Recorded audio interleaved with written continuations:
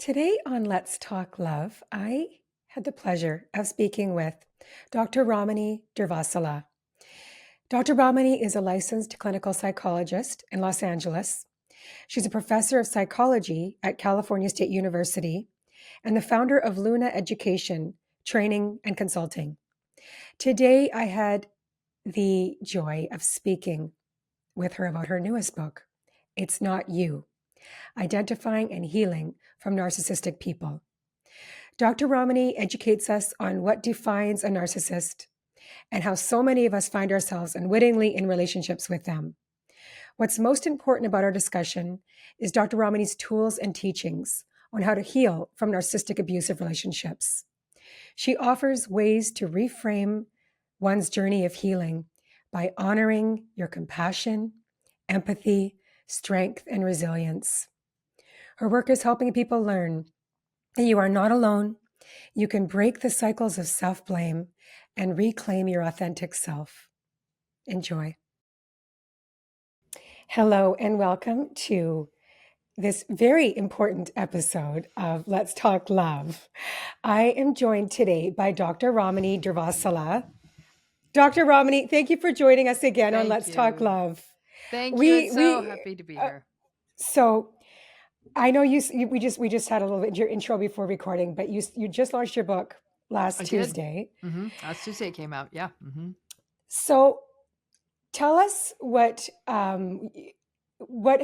been the biggest aha moments from readers around this book? Like, what's the feedback that you've been hearing, when people have read? And I think that there's a range of readers. There's a group of readers who's just now coming into the space of recognizing their relationship as narcissistic and basically saying, thank you for making us not feel crazy. Thank you for not asking us, why didn't you try harder? Or why did you stay? Or why didn't you leave? Or any of that. So I appreciated that feedback. I think others also appreciated the simple approach which is, you can get lost in the backstory of the narcissist and they had bad things happen to them and blah, blah, blah. But at the end of the day, that the behavior is unacceptable, and to give yourself permission to say, this behavior is unacceptable. And while I might even understand why it's happening, it's unacceptable.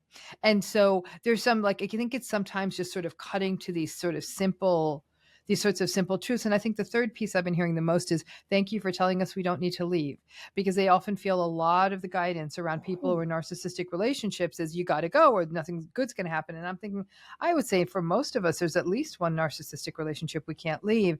And so then what? You're just helpless and hopeless, and you're just going to live in this terrible kind of sort of subjugated state forever? No. And so I think that having permission to say, you don't need to leave right away. You just need to know what it is, because to not know what it is and keep interacting with it is going to hurt you. So I think some people felt very freed by, I don't have to go, at least not yet. Maybe I will down the road, but not now. And that has also given people permission to say, okay, all right, let me look into this a little bit more, rather than I'm not leaving, so this isn't for me. I appreciate that. I think about, like you mentioned, you may have a boss that's a narcissist. You might have a family member. Yeah. You might be co-parenting with a narcissist. That relationship is ongoing for the rest of your life. Yep. And you can't leave. There's nothing you can do about that. So you have to figure out how to navigate that. And like you said, there's examples where people are in an intimate partnership with somebody that is a narcissist. And maybe it's just giving those people the understanding. I love, there were so many aha moments in this book, Dr. Ramani. Like, one of the things you say is this idea that we can all change. That's a bunch of BS when it comes to a lot. You're right. You've been working with thousands and thousands of people who are the people that are trying to heal because of the narcissistic abuse. Correct. And you have worked, of course, with people that are narcissists. And tell us about that, about the fact that in your practice, the experience you had, you know that most people are not going to change. Yeah. that are So narcissists, right? narcissism. So we all have a personality, right? And you know how Yeah. we learn that if especially as you get older, one of the most important things you can do for your health is to practice flexibility, to do stretching exercises and all that. Because the more flexible we can, it's bone health, it's muscle health, right? The same thing applies in psychology. The more flexible we are, especially our personalities, the more flexible we are, the mentally healthier we are, the more adaptive we are, the more dynamic we are, the more we can, again, we can sort of rise to the occasion and be resilient, because certainly as we get older, we need that resilience. Well, with narcissistic folks, they don't have that flexibility. There's an incredible rigidity to this personality style. It's very fixed. The healthier the personality, sort of really the more pro-social the personality, the more flexible it is, being able to make allowances for other people, being able to pop back even if there's a disappointment. Those are all metrics of mental health. And the more flexible the personality, the more we see that. Well, again, narcissism, I guess I would say, is a personality style, is like concrete. It is not at all flexible. And that, to wit, is the greatest issue, which is why it's not amenable to change. In order for us to change, we have to be self-reflective. We have to say, that what I just said wasn't very cool, or that wasn't good, or I can be better, or there's a different way I can approach this, or whatever it may be. That capacity to sort of look inward, think of what, be self-aware, be self-reflective, even consider other people. Sorry, that let me drink water. All of that contributes to us being able to be responsive in a variety of ways, right? And learn from the other person. Sorry. In narcissistic relationships, that's not the case. They aren't self-reflective. And for that reason, they just shift blame onto other people. They don't take responsibility. Where's the call to action to change? Exactly. So the first few chapters in the book is the review of really what are these very common traits. And I want to go through those very briefly, but the majority of our conversation, I really, Dr. Ramani, want to focus on the healing, because that's really where this book shines. It's like we could talk all day long about the narcissist personality. And we do. Yes. Yes. And I do want to talk about that, just to give people an idea about the difference, like what are those common traits. And you do say there's a spectrum. That was that to me was a great learning. And like if you talk about other personality types, right? How would we go through that? How there is a spectrum, and what are the traits? And then obviously there's going to be a commonality with some of those traits that form a person that has a narcissistic personality. Right. So I'll talk about the traits and I'll talk about the spectrum. And I'm going to talk about how that spectrum applies to any personality style. So let's talk about what makes up narcissism, right? Variable empathy, entitlement, or low empathy, really, entitlement, grandiosity, arrogance, excessive need for admiration and validation, selfishness, or what we'd call sort of self-centeredness, preoccupation with themselves, the belief that either everyone envies them or they envy everyone else. They covet what other people have. It is a very superficial, vain, almost snobby, like very focused on, again, very surface level characteristics, very hollow, no capacity for depth, that lack of self-reflective capacity I was talking about. What does this translate into in terms of behavior, manipulation, gaslighting, rage, invalidation, betrayal, lying, blame shifting, future faking, neglect, all of these things. It creates a very emotionally abusive space. And so that's what narcissism looks like as a personality style. It is on a spectrum. At the milder end, it's almost ridiculous. It is vapid, it is hollow, it is shallow. It is a person who is entirely self-absorbed. They have no depth to them. They would not be able to sit and listen to you talk about something serious. They'd be sort of looking at their phone or looking out the window. They just don't have that capacity to hold emotional space. But there's a real emotional immaturity or stuntedness at the mild level. You go all the way to the severe level, you're talking about, or the high level, if you will, you're talking about manipulativeness, exploitativeness, coercion, menace. These are people who might even be physically aggressive, who dominate the other person in the relationship. Obviously, if you're having a relationship with someone on the milder end of the narcissism spectrum, it's going to be very different than with someone at the severe end. But frankly, we've all got a personality. Let me use the example of that's one. I'll give you two examples. One could be extroversion, right? So if a person is sort of at the milder end of extroversion, there might be someone who who actually is like, yeah, they'll welcome a night out with friends. They are probably stay in decent touch with people. They like connecting with people. They're certainly not going to feel anxious about going to something, to an event or party. And at the extreme end of extroversion, you have someone who literally needs social contact. If they don't, they almost get depressed and they feel like they're deflated. Like without people around, it's over. It's almost like their nervous system is overwhelmed. So they'll constantly be seeking out people. And if they're not with people, it'll really significantly affect their mood. Agreeableness is another personality style, really what could be argued to be almost the opposite of narcissism. At the mild end of agreeableness, you have someone who's warm and friendly and gets along with other people and does, does their thing socially and does well. At the high end of agreeableness, it's not always all good, because a person who's too agreeable may exhaust themselves being empathic with other people, trying to do things for other people, always putting their needs second. And in that way, there's a real risk for someone who's hyper agreeable to not only get burned out, but really get taken advantage of by someone manipulative. So, and then if we talked about someone who has no agreeableness, well, that's a narcissistic person. When we talk about something where extroversion is low, while introversion is not just the absence of extroversion, it's a preference for a style. Low introverts are people who probably, like me, like to write and stay at home. I'm probably the medium introvert. High introverts actually really, really will be much more cut off from the world and have very little interest in social activities. All personality styles fall on the spectrum. It's not an either or. Right. Are you ready to take your relational skills to the next level? Join us April 12th to the 14th, 2024 for In Bloom, a love and relationship summit.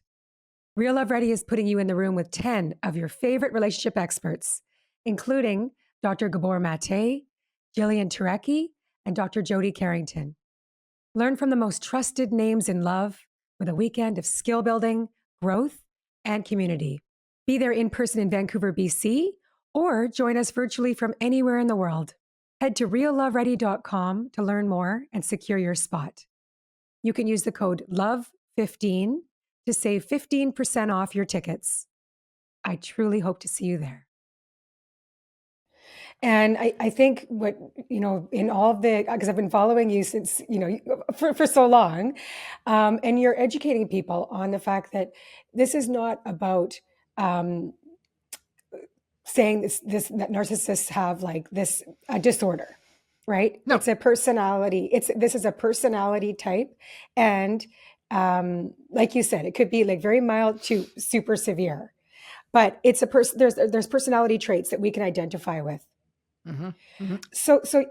So what, like you said before, around when we first started talking, there are, like, many people don't realize that they are in a relationship with somebody who has this personality.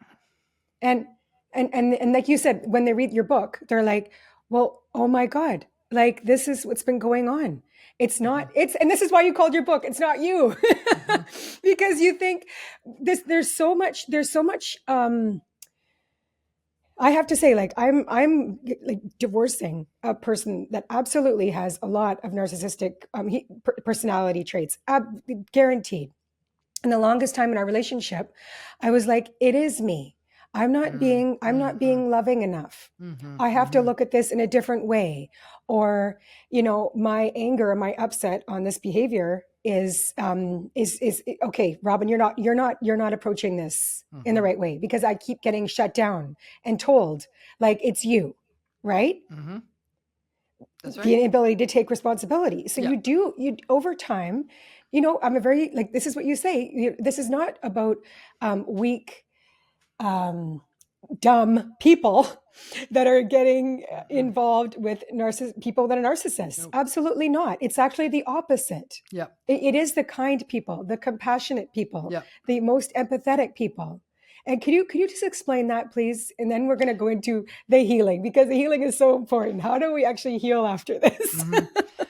So a tricky part of this conversation is everyone asks, like, do narcissistic people deliberately target really nice, agreeable, warm people? Actually, not really. They target supply. And for every narcissistic person, something slightly different serves as supply. Now, narcissistic supply is that admiration, that praise, that stuff that props them up. So for one narcissistic person, supply might be someone who's partner who's very attractive. For another narcissistic person, supply might be a partner who's very wealthy. For another narcissistic person, supply might be someone who has very high social status. They come from a fancy family, or they live in a fancy part of town, or they have fancy credentials, or whatever, fancy job. So it depends on the individual, right? So if someone, in some cases, a person, narcissistic supply would be someone who's willing to have sex with them. So it's always going to vary depending on the narcissistic person. So in essence, one could argue they're attracted to all of us. We all bring something different. And so that different may be something that a narcissistic person wants. The bigger question is not who are they attracted to? And it's not even, we're all vulnerable. You know why we're all vulnerable? Because by and large, these are charming, charismatic, confident, smart, interesting people. They really, really scrub out their exteriors so they look good. So we're attracted to attractive people, right? Yes. Can I make one point around that, please, Dr. Ramani? Is you do say this. It's like, which I think this is where I fell in. It's like the traits, the true narcissistic traits, the personality traits did not come out really until I'm going to say like 18 to 24 months, like things. And then it's really started like showing its ugly head. And by that point, right. So in the beginning, it is all looking like really good. It's wonderful. I mean, you initially were all attracted to them. And when anyone plays back their narcissistic relationship, we were all attracted to something different, but we were attracted. Again, nobody's like, hey, look, that person over there looks like they're going to invalidate me. That's my person. Nobody says that. So the attraction part isn't actually nearly as interesting as who gets stuck in these relationships. And the stuck part is where the empathic, agreeable, nice, patient, forgiving people come in. Because if a person really, really had a sense of like, this is not cool, you might be more likely to push back. And if you do the pushing back early enough in the relationship, the narcissistic person may cut bait. But you just raised a really important point. And that important point is it can take 12, 18, even 24 months to figure out what's going on. Everyone's like, red flags, red flags, red flags. And the question frustrates me a little bit because I think people want to think that there's something I could figure out by the third or fourth date. And while most people who've been in long-term narcissistic relationships and they do the reconstruction will say, yeah, there were some little things in there, but if I were to go back to square one, I still don't think I would have honed in on those things, because in the midst of all the other good stuff going on, it would have actually felt a little bit odd for me to over focus on that one thing. And most of the stuff is good. These folks can show up as really good for a long time. The problem is when it starts going badly, it starts going really badly. There is no ability to communicate about it. And people literally feel crazy. Yeah. They say like, this has got to be me, because the first year of this relationship was fine. So maybe this isn't narcissism because it took a year or two to show up. I'm telling you now, even a good therapist might take 3 to 6 months to figure this out in a patient. So it takes a while because we don't tend to look for personality. We tend to look at behavior, which makes sense. It's the thing we can see, right? And so behavior is what's in our face. And if someone's doing the things, they're sending the text, they're showing up, we're going to nice dinners, we're having fun, we're having sex, it feels like a good relationship. And on top of that, you're attracted and they're charming and confident. Even if a few not great things happen, by and large, we're all going to say, well, this is fine. Like, this is a relationship. No relationship is perfect. That's why this is so sinister, because you get it. And then by 1 to 2 years in, by then you might have agreed to get married. You might actually be married. You might have moved in with each other. Your friends, your families, all that stuff's interlinked. It gets a hell of a lot harder to break. Oh, you're absolutely right. And something that I have accepted, which is it's super sad, and I think I want to go through the stages of grief that I think that like most of us go through when you're breaking up from somebody that you've lived with, and it's just like so the realization, the acceptance piece is like he didn't love me, like, and as sad as that is to say and accept, I believe it to be true. And I wonder how many people that say that to you, Dr. Ramani. Like, I fully loved him and wanted this relationship to work. And we had many therapists on board to try to help us. None of that was going anywhere.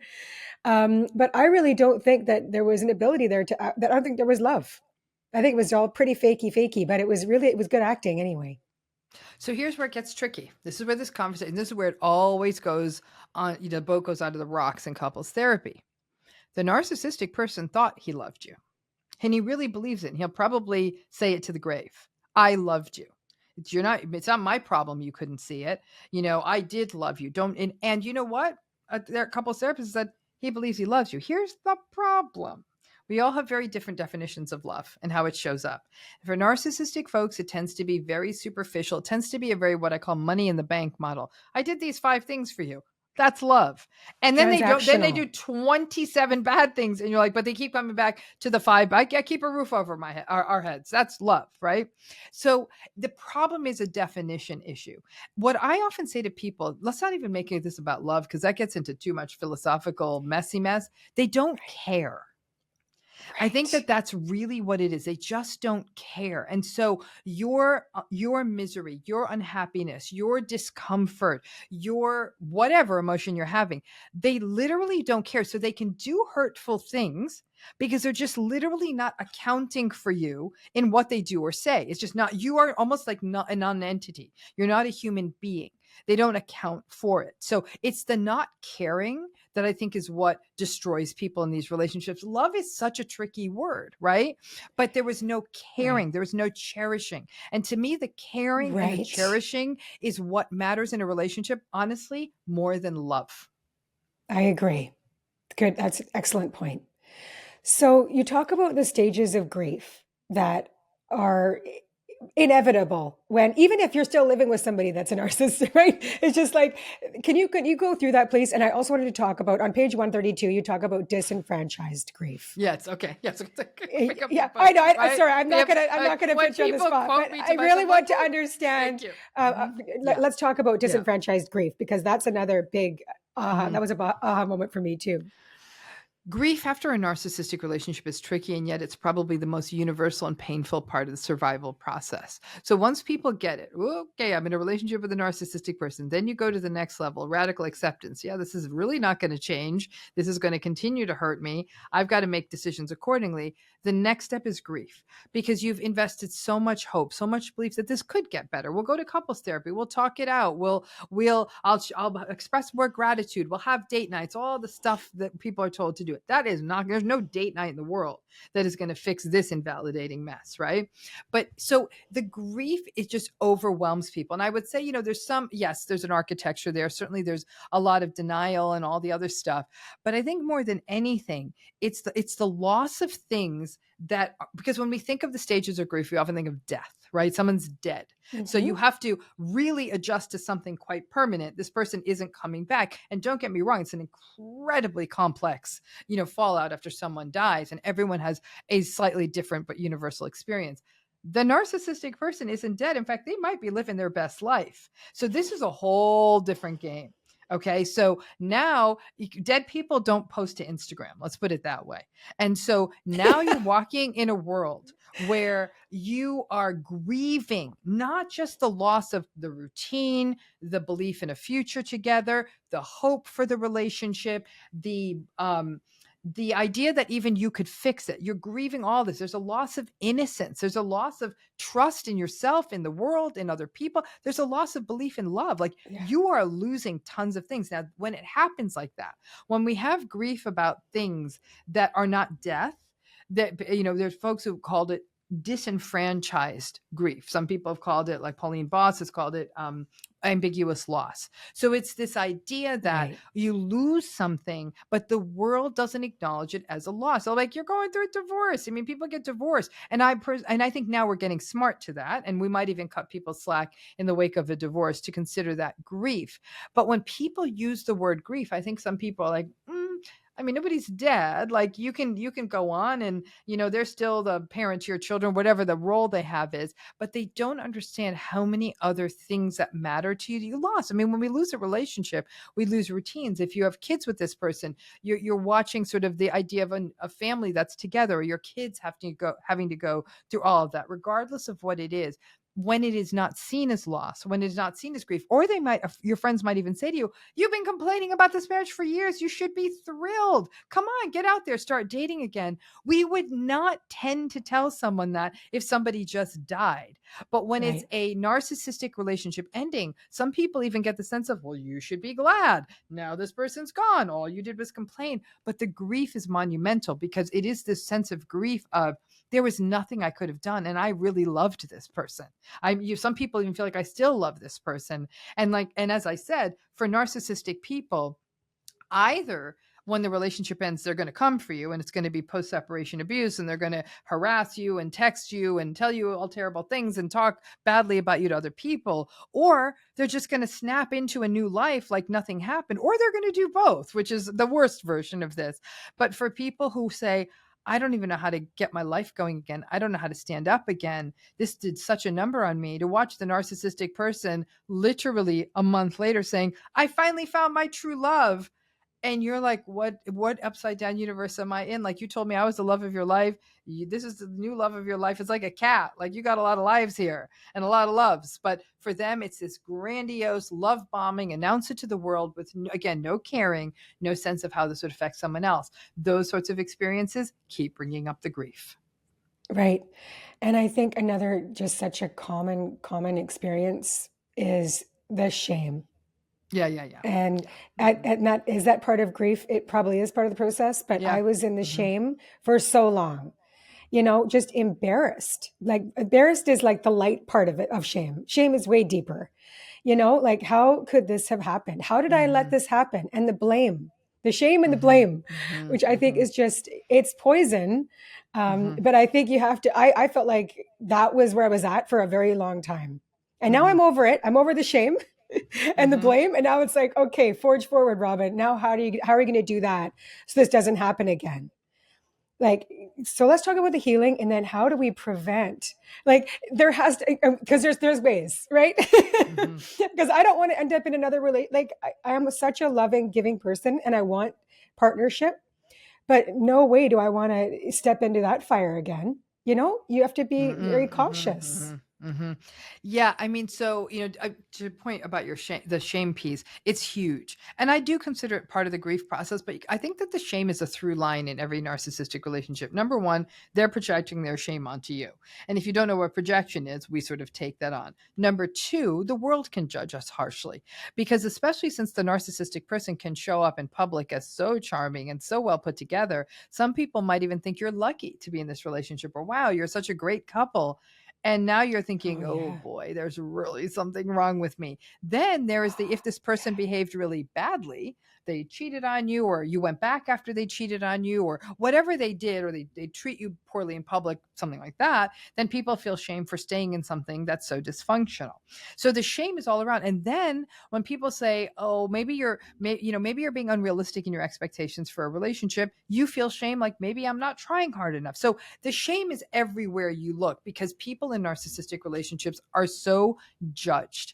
In fact, they're even told, like, oh, you shouldn't be using that term. That's a clinical term. Like, every time people in these relationships turn around, they're shamed. And then they're told, well, if the relationship's so bad, why didn't you just leave? So instead of that other person behaved badly, like, that's what we should be focusing on. Their behavior was bad, and I'm so sorry you had to be in this for so long. I really am. That's what it should be, instead of why'd you stay so long. So I think our tendency is to shame survivors too, and that's got to stop. So that takes us now to the healing piece, right? And we talk about healing as though it's this sort of step-by-step process. It's not. As though it's a unitary process. It's not. It depends on so many factors. The nature of the relationship, how long it lasted, the other people who are affected by the relationship, resources that you have available to you. I mean, for example, even being able to access therapy. What will it mean? Like, for example, do you have to stay in the narcissistic relationship? Are you able to leave the narcissistic relationship? How long has this been going on? A person who had a narcissistic parent or parents who then rolls into a narcissistic adult relationship has a much longer track of healing ahead of them than somebody where it might have been an adult relationship that lasted a certain period of time. I'm not saying one is easier. It's just going to be more, you're sort of having to excavate to deeper levels of yourself in a way. So it is a process of, first of all, radical acceptance. I always say this process doesn't happen until you drive through this toll booth. You've got to go through radical acceptance. And I'll tell you now that this is not an experience. It's this is really bleak. I've done this radical acceptance and this just became a really dark place. Yeah, of course it did. Because the fantasy we try to maintain, the idea that this is healthy, I can make this work. All relationships are hard. There are some good parts. That stuff, that trauma bonded stuff, now I'm trying to clear the decks of that. So now you're sort of hit with the enormity of the fantasy for me is gone. I can't have this hope anymore. And that's often what people were sort of running on for the longest time. I said, no, we're switching this hope into you. There's no hope for this relationship being healthy, but there is hope. Oh, I like that. Right? There's hope for you to take yourself back. There's hope for you to find your voice in other areas of your life again. This is it's not you is very much a book about hope. But for the first time, instead of putting our damn hope in the narcissist in the relationship, it's about putting the hope in the survivor. Yes. So, like you said, the healing is ongoing. Detachment and indifference to them. So you say it's a place of detachment and even indifference towards them, but it is not about being detached and indifferent about what happened to you. Correct. Thank you. Yes. So that's that point I was making, is that something happened to you. And to engage in radical acceptance, to become detached, is not to say, oh, nothing happened, I'm fine. It's, this was a bad thing that happened to you. Okay. And it's in order to survive, you have to disengage, just like we'd be willing to disengage from anything that's toxic. It's something about, we still stigmatize people who are estranged from their families or who separate from their families at all. We still stigmatize. I still think we stigmatize people who are divorced. I really do. I still think there's sort of a couldn't make that work kind of thing. And I say that as a divorced person. Definitely. So I know what I'm talking about here on this one. So I'm going through my second. I'm like, oh, brother. No, I mean, I can't. I've sat at many a table where it's sort of like, oh, can make that work. And we do it to ourselves. Like, I can't tell you, frankly, how many times I've sat around a table and you see the people and they got their long marriages and it's all working. And I'm like, you feel it in your tummy. You feel it and it doesn't feel good. Right. It's not that it's not that anyone signs up to get married for it to not work. All of us want to belong to something, and going through a narcissistic relationship and all the madness of it leaves us feeling as though we don't belong to something, especially if it's your family, right?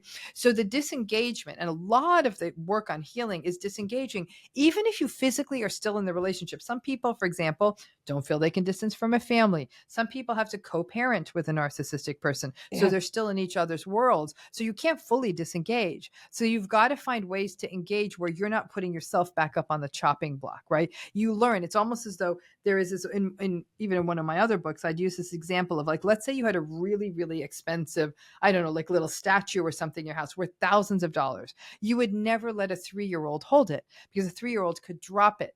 Do the same thing with yourself. You've got to view yourself as this precious object. Don't hand it out to people to hold, because the narcissistic people are invariably going to drop it and break it. They already have. Let's stop doing that. They don't get access to your inner sanctum anymore. They get to hear sort of sports news, weather. That's it. Good. Oh, yes. I love that.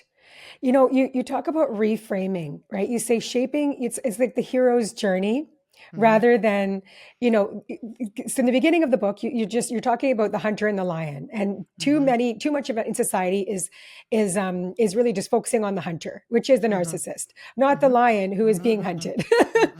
And I love this idea about the healing. When we're reframing our healing, is shaping the story through the hero's journey. And you say shaping your journey through the hero's journey framework transforms your perception of your healing process from someone who is dragging themselves out of a mess to a person who bravely undertook one hell of a treacherous trip. Right.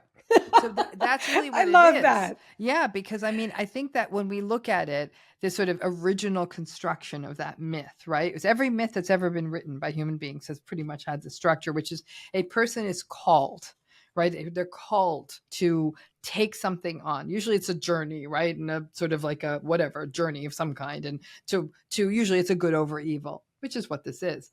And evil is a strong word, but good over bad. And so we're called to it. What calls us? I don't know. Maybe my book, maybe an argument, maybe a video we see, maybe something we hear a friend going through. Something calls us to say, this is not okay. Whatever that moment is, it's actually quite different for every survivor. We feel called and we're going to start this. And then we start. And you almost need to view it as you got a bag on your back and you're starting to walk down the road and you're starting this journey. And on this process, you're going to encounter demons, which can be those voices in your head that keep saying, you're not enough. This is your fault. You're the problem. You're damaged. You didn't try hard enough. And then you're going to encounter other enemies, like people saying, why didn't you try hard enough? I can't believe you don't talk to your mother. What kind of person detaches from their family? You have kids. You should have tried harder. So you have those voices. You're plodding through this journey. And but just like in the old myths where they had to fight them off with arrows and knives and swords, but along the way, you have helpers, and they're your fellow travelers. These might be therapists, friends, support groups, even a stranger who gets it. It could be a YouTube video for all I know. But those fellow travelers, they don't stay with you the whole time, though. They're with you for a part of it. This is your process. You're coming home to you. And then as a person evolves out of the hero's journey, they return home, whatever home is. Home may simply be their sense of self. But what will happen is when a person heals, you're never the same again, because you now have what I can only call a superpower. You get this. And once you get this, you do not interact with people the same way ever again. You're aware of it. You see the gaslighting happening, and other people be like, oh, come on, you got to give them a chance. And once you've been through this, like, no, I don't. I've been there. I've seen this movie before. I am not doing this again. You learn discernment. But the problem I put in quotes, once you come out of this journey, this healing journey, this hero's journey, as it were, you are changed. And because of that, you start to realize that you might have been dealing with one primary narcissistic person. Maybe it was a spouse or whomever it was. And you come out of this, you're like, wait a minute, there's other people here who were fine with me when I was the stuck half self when I was in this relationship. But now that I've kind of come into my own, they're not that interested in me, or they're trying to hold me back or keep me down or not listen to me. They were part of the problem too. Not saying they harmed you, but they were allowing they enabling. They were enabling. They wanted you to stay in that role in a way because it served them. It allowed them to feel good about their own messed up marriages. It allowed them to feel good about the status quo. We all get together and go on vacation every year. They were willing to trade you off for their status quo. They don't want the whole you. They don't want the authentic you. And a painful thing for a lot of survivors is that moment you kind of come out the other end of the hero's journey and you thought, oh, this isn't just about a divorce. This is an overhaul. This is different friends. This is interacting with people differently. This is how I spend my time differently. Most people will say their social circles shrunk after this because they're like, I'm not doing that anymore. And people learn discernment. When I work with clients, they're like, yes, I'm getting more discerning. Like, that wasn't cool. And they said, I put up with this stuff from this friend for 30 years. And now I see it for what it is, which always leaves me feeling less than, feeling on my back foot. And that's how they kind of kept some power over me. They said, but my marriage was so toxic that I didn't notice this. That's what coming out of it. In fact, when I always use the example of the Lord of the Rings, which is, very classic, relatable example of the hero's journey. And at the very end, there's a moment where Frodo, who went through the worst of it, right? He comes out and his friends are like, come on back. Come on, let's all go live in that Shire together. He's like, yeah, no, I'm not going to be able to. I've been too changed by this. And he has to go off somewhere else, right? And that metaphor to me is absolutely gorgeous, because that somewhere else doesn't mean you're physically moving, but it does mean that there's shifts in you that you may not snap into your old life. This isn't about healing and like, I'm just going to pick up with everyone else. You see the world too differently. And that's why there are so many people in the world who don't get this. And when they don't get this, I can see like, it's so sad, because I realize for a lot of folks, the only way they do get it is having been through it. Right. I wish that wasn't the case, but unfortunately it is. Yeah. But there's a lot of us that have. So hopefully there's some support from people that are experienced in this, that have gone through it. So something you talk about is, which is very common, I think, with so many of us that go through a breakup, is euphoric recall. Right? All you can think about is the positives that happened. You're remembering the good times. It's kind of like when somebody dies that you loved so much, they like, turn into angel status immediately. Like you can't, like, you're not thinking about the bad, like the humanness of them. It's just all the good, right? You're not thinking about the bad times or the fights you had with that person. Like, even though, that's relationships. But Yeah, I think but it's in a healthy relationship, though, this is what I'd say, though, in a person going through the grief, the death of a person where it was a loving, good relationship, that capacity to hold on to the good stuff actually does help with the process of grief. We don't want to go yes, back and remember the bad stuff. We don't need to, because we will be able to get to the other side of this. It just takes a minute. But in these relationships, we made things seem good when they weren't. exactly. So one of the things you talk about in the healing process is making a list. And I'm Hmm. telling you, how many I made a lot of lists because we're working through all these with all these therapists and things weren't getting better. And I'm Hmm. like, I know this isn't just in my head. And then I would talk to like my cousin, and she's like, you or even my friends, they're like, you need to make a list, Robin, of all these things. Cause I'm like, Hmm. I'm not journaling, I'm not writing stuff down. And that is very important, right? Like write down number one, you say make three lists. Number one, make a list of all the bad things in the relationship. Because you're probably just Hmm. thinking about all the good because you've been Hmm. convinced that it's you, right? Like my partner kept saying to me, you know, I can't believe you're complaining right now. Like, look at this life that we have. Hmm. This beautiful house, look at our beautiful kids and all the family and friends. And I'm going, I know I'm a positive person. I'm an optimistic person. Don't tell me how to be grateful because I'm grateful, but like this isn't right. Like, right? Well, so that list called the ick list it's not always an easy one for people. Some people find it to be very destabilizing and very unsettling, but it's so crucial because of this concept of trauma bonding, where we're so quick to justify the relationship to make it seem better because that's how we were able to stay in it so long. It allowed us to maintain an attachment with the person. Yeah, no, they did do that, didn't they? It's a wake up Right. call that sometimes when we're kind of going down the rabbit hole, it's something in like very tangible that there it all is, and it is inexcusable stuff. I mean, I had actually done this with many clients, and then I even did it myself, and I was very struck how it ultimately, and I had it would pop up on my computer screen. So there was no way for me to run or hide from it. And I was like, okay, what are you doing, girl? What are you doing? And so I hate to say it, but it's almost like a picture of you on your worst day. And you're like, okay, I don't want to be that again. So but it's more of like being aware. And sometimes I tell people, make this ick list with people who love you and thought this relationship was unhealthy. I've done this with many clients of mine because I'm listening, right? I'm making notes. So I'll say, oh, I have about 27 entries for you. And they'll say, ooh. And then we'll write them all out and they'll say, thank you. I forgot all of those. And if we hold all this misery in our minds, we wouldn't be able to get out of bed in the morning. Our minds are very well structured to keep us going.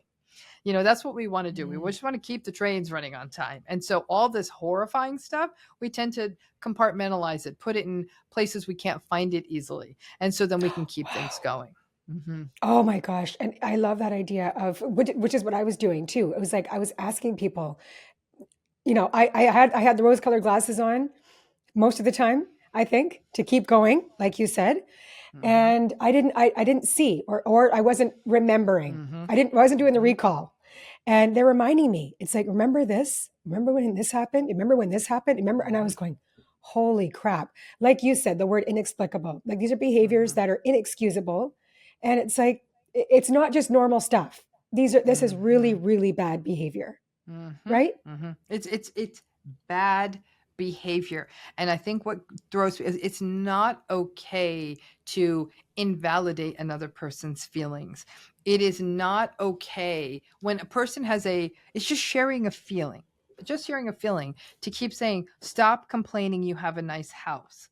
That is like it's there's no equivalence there, right? And even that one thing by itself may not seem like a big thing, but you combine that with all the other stuff. You don't get to have a feeling, you don't get to be yourself, you don't get to have an opinion, you don't get to ask anything of me, you don't get to make a need known, and if you do, I'm going to tell you Right. you're greedy, selfish, and entitled and unappreciative and Absolutely. ungrateful.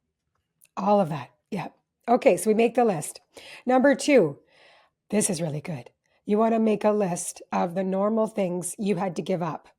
Yeah. So this is called the biscuits in bed list. That's sort of my own personal way because I sometimes like to eat little tea biscuits Biscuits in in bed and bed. Yeah. leaves the crumbs in the bed. And like that's a little pleasure, right? It's harder to do if you're in a relationship. But I think that the little things, and for people, these are little things. It's a dessert they love to make, but the partner wouldn't eat it. So they would say, don't make that. I don't like that. It's a TV show you like to watch and you want to be able to watch it without someone making fun of you.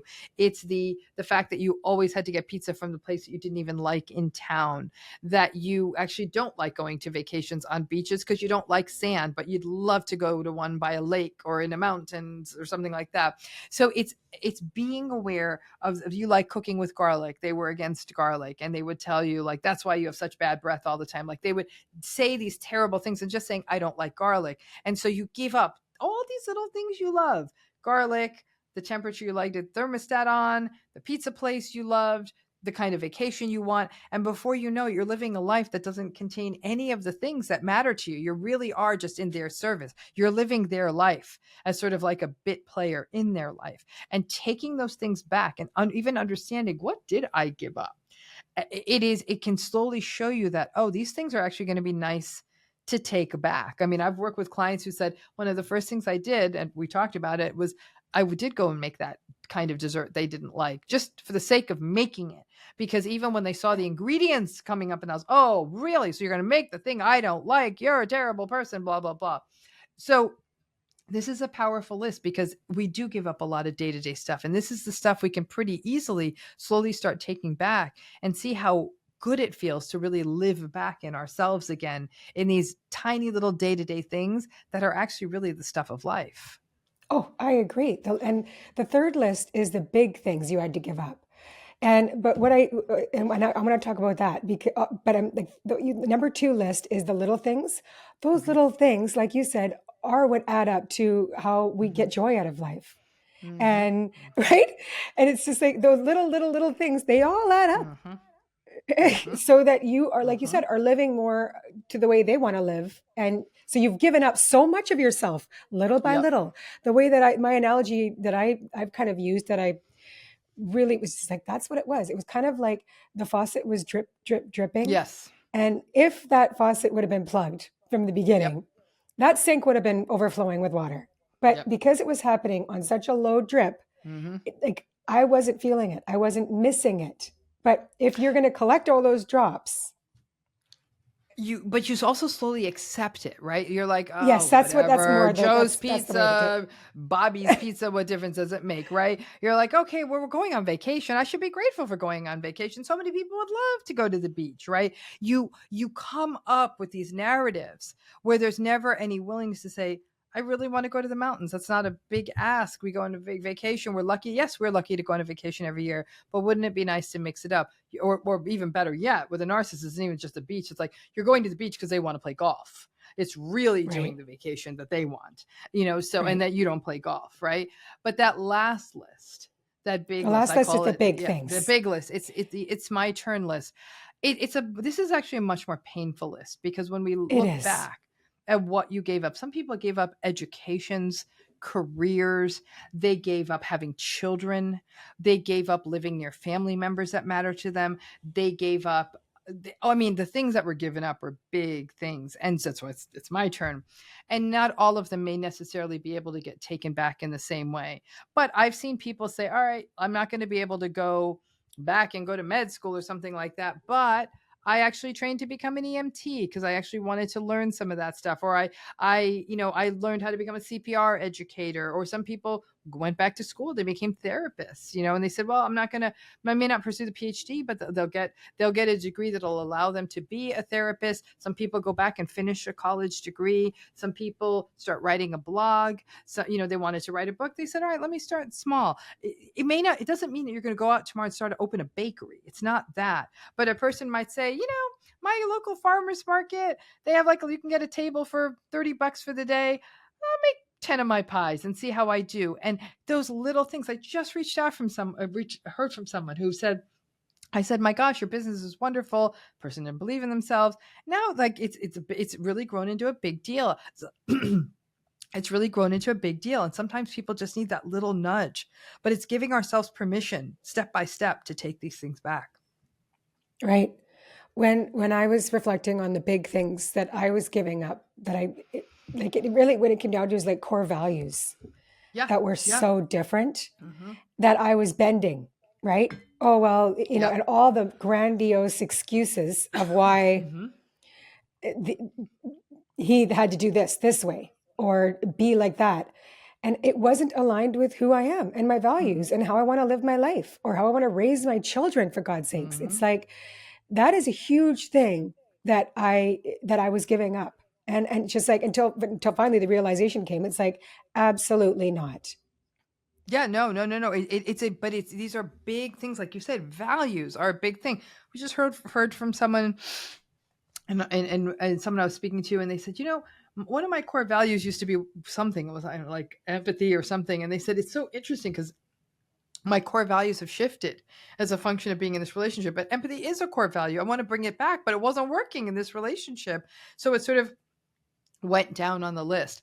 But this big ticket stuff, sometimes it can bring up a lot of grief. A person might say, I think I did want to be a parent.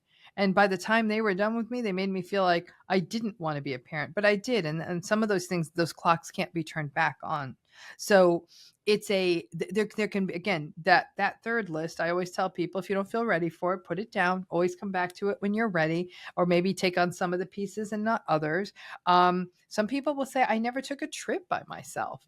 And I'll say, okay, start small. Maybe book yourself a hotel that's like a 4-hour drive away and drive to it and see what it feels like to even do that and eat a few meals out by yourself, and then build on that. Maybe your next trip will be like a group tour. So you feel like, okay, there's other people around, and go see things. And I also tell folks, when you do these things on any of your lists, your biscuits in bed list, your it's my turn list, is you take a minute to say, what does this feel like? Does it feel different without them around? One woman I know, for her, it was, she likes to travel and she wanted, as a person would, to travel with a partner. The partner would make it miserable, yell at the taxi driver, yell at the gate agent at the airport, yell at the hotel people, give me the seat I want. No, she never got the seat she wanted on the airplane. And I said, on this time, your first time flying and traveling with them, you have to pay attention to every moment. What does it feel like to walk through the airport without him yelling at everyone? What did it feel like in the taxi to come out? Because the person was scared. Like, oh my gosh, I've never done these things. How am I going to know what to do? I said, people will help you. People are actually decent. They'll show you how to get that boarding pass. And by the time this woman checked in the hotel, she texted me. She said, this was an entirely different experience, and I've only been here for an hour. Just that process of travel is wretched with a narcissistic person. So just getting away all that negative energy. She said, she was like, the trip could end now and I'd be fine. Yeah. I think this all just stems back to what you were saying earlier about our healing it's not linear. It's a process, it's a journey. And as much as we don't want to hear those words, because you just want to fix, make the list and hopefully it gets better. That's just not the way it goes. It is a process. And just, I love the reframing of just consider yourself the hero. And all these steps are reclaiming yourself. It's like these pieces that you somehow lost along the way, but really it's about making yourself whole again, which isn't always, like, it's not a quick fix, but no, these are all. So before we end, let's talk about you have like these ways that we can become narcissist resistant. I don't think there's narcissists all over the place, so it's okay, but we can somehow be more discerning. Like that's what you talk a lot about in your book, is how do we become more discerning, and how do we become narcissist repellent? Just a few like ways that we can be a little bit more cautious and careful and aware. Pay attention to how you feel. Right? Pay attention how you feel when you're with someone. It seems like such simple advice, but it is amazing how many people say, like, I did in the first 5 minutes of meeting that person. They don't say that they're narcissistic. Like, something was setting me off. I say, honor that. I mean, unless this is, and honestly, if this is a job interview, well, that's an eye opener. You may not want to work there. If this is a person you're meeting in a group, you may not want to socialize with them again. Pay attention to these feelings, because they've actually been quite honed in this relationship. And your body holds this, right? Your body holds the years and years and years of invalidation. It's death by 1,000 cuts in these relationships. And we hold every one of those 1,000 cuts. And the memories of those 1,000 cuts can be reinvigorated when we're around someone who's acting in a dismissive way or speaking to us in a certain way. You have to trust that. It rarely lets you down. Every so often you might catch someone on a bad day and you might, come to a judgment on them sooner. If you haven't, maybe pay attention, or you might even say to someone like, I wasn't comfortable with that person. They'll say, yeah, it makes sense because they're a terrible person. I'll say, it's interesting. Their mom died last week. Is that okay? All right. It gives me some context, but Pay attention. Listen to that yourself. Slow down. We make mistakes in our judgments when we're going quickly, right? When we're trying to rush a decision, when we're trying to make things happen quickly, we're all moving too quickly, right? We're on our phone, we're doing this, we're doing that, and just stay with it. Allow, you know how we always say sleep on it? There's some real, that's old school, but there's real wisdom in sleep on it, because emotions run through us and we may then feel less reactive, but also more resolute. Like, yeah, no, I didn't enjoy that. I don't need to do that again. Or, okay, I could do it in a different way, but pay attention to those, elements. The third thing is you got to have people around you who see you and validate you and are tuned to you. That's gaslight repellent, because if you have even one person who says, I just saw that was not cool, it pulls you out of the darkness. You're like, thank you. I thought I was losing my mind. It takes one person. And now all of a sudden you feel sane. But most people in these relationships don't have that. So cultivating those people who see you, who get it, and who are willing to say to you, like, I saw that's not okay. Or are you okay? Or who listen to you, who don't make you feel crazy when you're sharing a want or a need. They may not always be able to meet it, but they don't shame you for having it. Right. So, Dr. Robbie, tell us about your healing program. And I want everybody everybody has to read this book. It's not you. I just thought it was so full of wisdom. And like I said, you've already written a different book on narcissism. This one has about narcissism, but it's more about the healing, which I think is so important. So tell us about your monthly healing program also. So for people who want to do a deeper dive above and beyond the book, and certainly principles in the book are always interwoven, we have a monthly healing program, and people who join the program every month we have a workshop. It's around a certain theme. We have a question and answer session. People submit questions and I answer them during the program as well. We have a guided meditation. We have 3 journal prompts that come out each week that people can work through. And I think sort of the crown jewel of the whole program is our community platform. So imagine being in a room with a bunch of other people who've been through this too. The one room where people will never tell you that you're crazy or there's something wrong with you. And the support that they give each other in that community platform, which we very carefully moderate to ensure that no one is behaving out of line. We give, you know what I'm saying? We're very careful about that because we know that we want people to believe that there's a safe, protected space. So we really are, I love that part of it. And I have to tell you the success stories I've heard from there, because they're doing the work. I'm not going to pat myself on the back. They're doing the work. They're taking what I'm teaching and sharing and validating and bringing it into their life. Some folks in the program are in therapy, some are not. Some people are, sort of doing it around other kinds of complementary, like trauma-informed therapy they're in. And everyone's had different stories. Some folks, these are work relationships. Some this is parental relationships. Some it's a sibling. Some it's a friend. Some it's a partner. Everything probably, I'd say probably the leading is probably a partner, with close behind that is a parent. But everyone's got different experiences and you feel less alone. So I love working on it. We just had our Q&A session yesterday. They're a magnificent group of people. They really are. I think when we are healing, I've had this experience so many times. Healing in community is so powerful, because you're not having to do it. You're not having to carry it all on by yourself. And like you said, so writing these things down, getting it out rather than holding it, and being able to voice and have validation, like it's beyond words how incredibly healing that really can be. And you don't understand it until you're in it, and you're like having that support. I'm just so glad that you hold a space for people to heal through this. So thank you, Dr. Ramani. Thank you so much. I'm going to close with a blessing based on all that we've talked about, all that I continue to learn from you.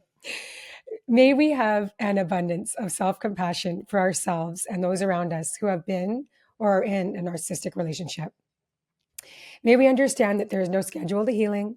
Healing is about grieving and clearing out space. And in the new space, building a new life, finding your voice and feeling empowered to articulate your needs, wants, and hopes, and finally feel safe. And for those of us who are in the healing journey from a narcissistic relationship, may we reframe our experience from one of victimhood. May we honor our inner strength, resilience, and empathy. And may we cultivate these virtues and build healthy and nursing relationships going forward. I love that. Thank you.